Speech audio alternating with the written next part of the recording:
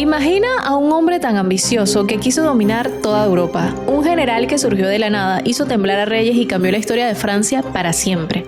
Napoleón Bonaparte, el hombre casi extranjero que llegó a ser emperador de los franceses. Pero ¿cómo logró tanto poder y por qué acabó solo en una isla perdida? De eso precisamente hablaremos hoy.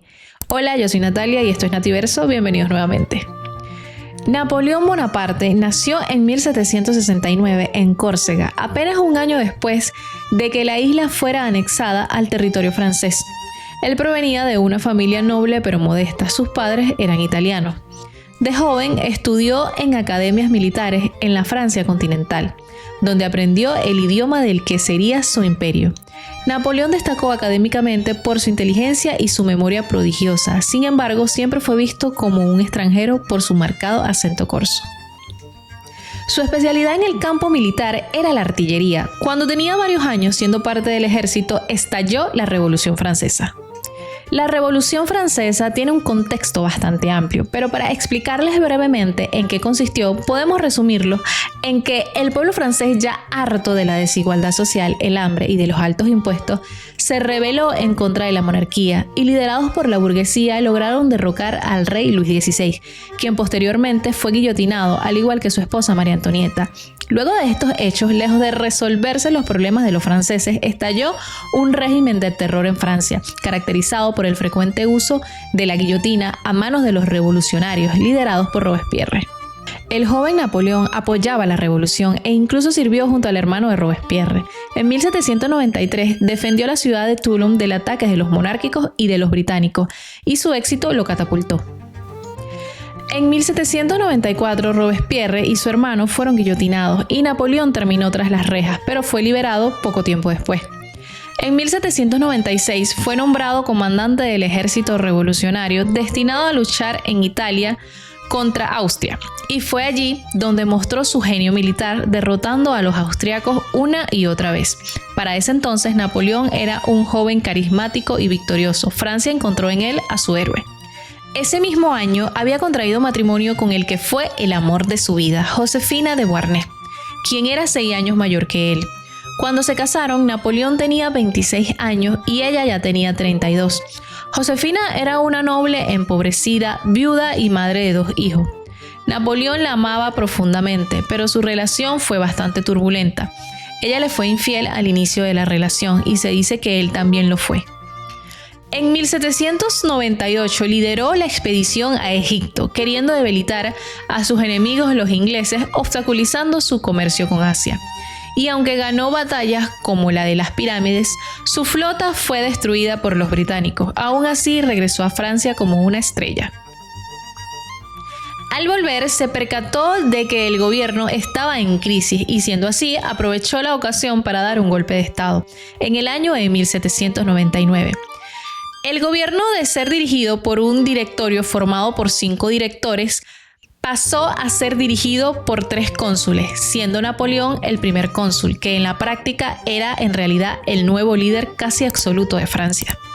En 1804, Napoleón dio el paso definitivo, se coronó emperador en Notre Dame. Esto fue un momento histórico y simbólico. Tomó la corona de manos del Papa y se la colocó él mismo.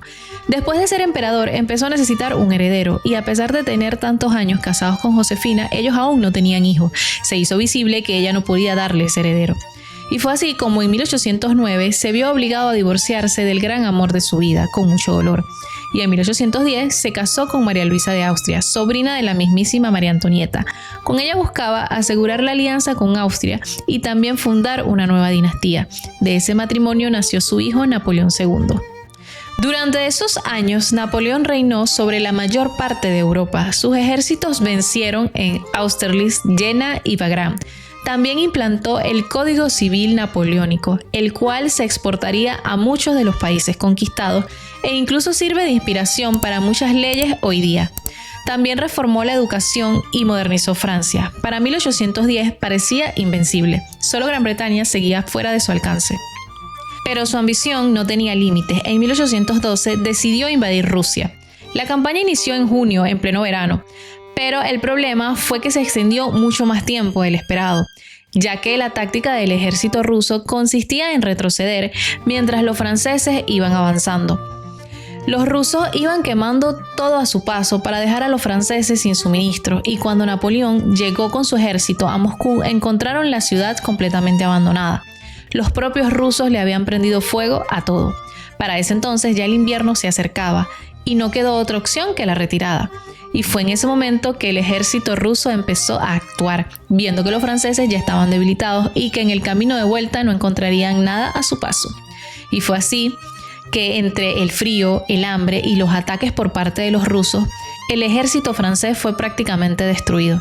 Napoleón había partido con 600.000 soldados y volvió con apenas 40.000, es decir, perdió más del 90% de sus tropas. Europa, al verlo debilitado, se alzó en su contra.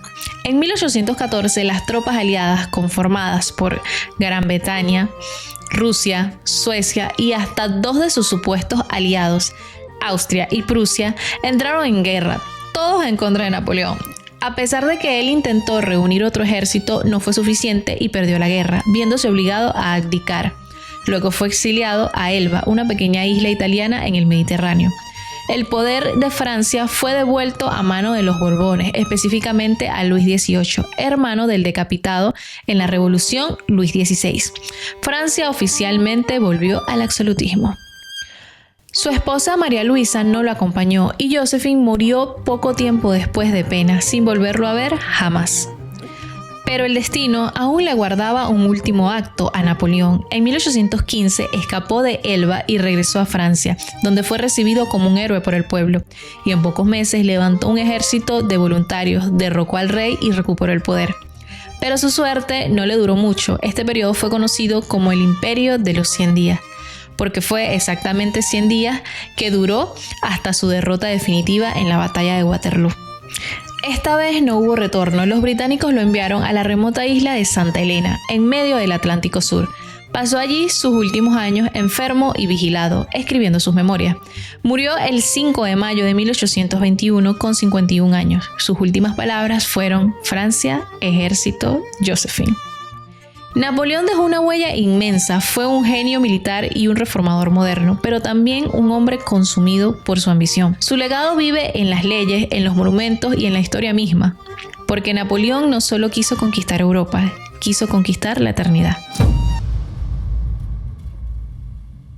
Si te ha gustado este video y quieres seguir descubriendo más curiosidades de la historia, suscríbete al canal y activa la campanita para no perderte de nada. Déjame tu like si aprendiste algo nuevo y cuéntame en los comentarios qué otros temas históricos te gustaría que trajera al canal.